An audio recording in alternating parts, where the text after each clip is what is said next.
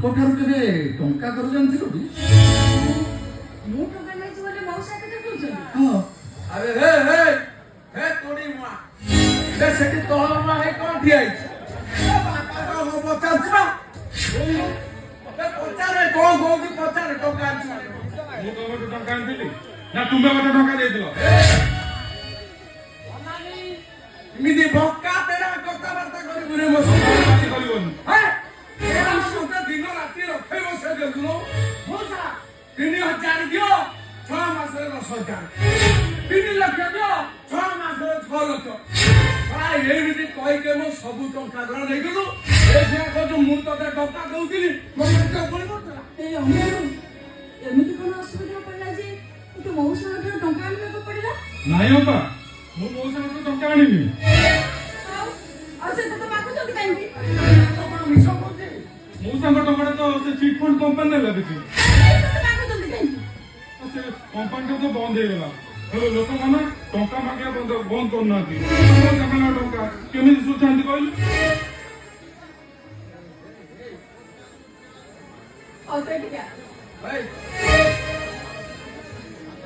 ସେ company agent ହେଇକି କାମ କରୁଥିଲେ। କେବଳ ସେ ଏକା ଟଙ୍କା ମାଗୁନାହାନ୍ତି, ଏମିତି ଅନେକ ଲୋକ ବି ଟଙ୍କା ମାଗୁଛନ୍ତି। ସେମିତି କି ମୋ ଗହଣା ବିକି ମୁଁ କିଛି ଲୋକଙ୍କର ଟଙ୍କା ସୁଝିଛି। ସେଟା କଣ କହୁଛି?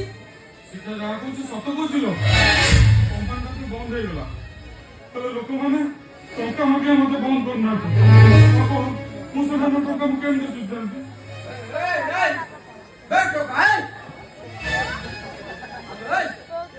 ଲୋକଙ୍କ ଟଙ୍କା ତ ତୁ ମାଇକିନା ଗହଣା ସୁଝିକି ସୁଝୁଛୁ ମୋ ଟଙ୍କା କେମିତି ସୁଝିବୁ? କଣ ମାଇକିନା ଗହଣା ନେବେ?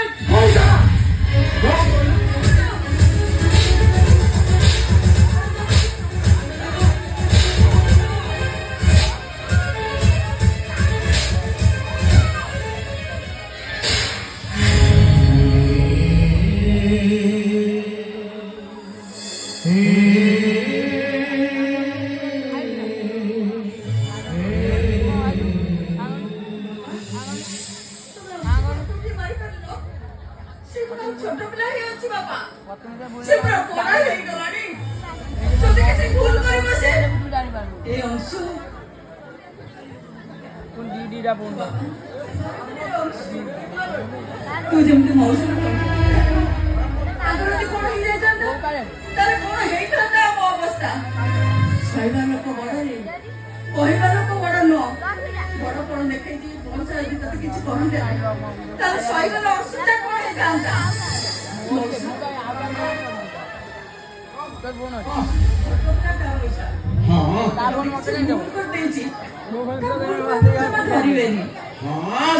छोट पिलाटा ता माटा झडी मरिगला नहले से गुणा क्षीर खाउछन् ना बुझिला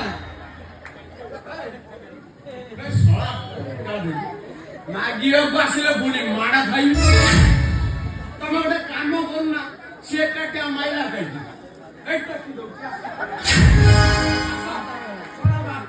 ପୁଅ ଯେତେ ଅଛି ସବ 4 ଜଣ ଯାକ ମାର କାହାକୁ ଛାଡ଼ିନି ସାର୍ ବୁଝିଲ ନା ଏଇ କୁଣିଆ ଥାନାକୁ ଯିବି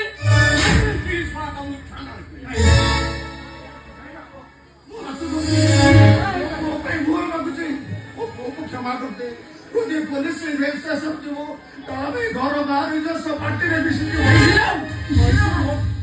ଆମକୁ ଲୋକ ହିସା କରନ୍ତୁନି ମୁଁ କଥା ଦଉଛି ଆପଣଙ୍କର ସବୁ ଟଙ୍କା ନିଶ୍ଚୟ ଆପଣ ପାଇବେ ନିଶ୍ଚୟ ପାଇବେ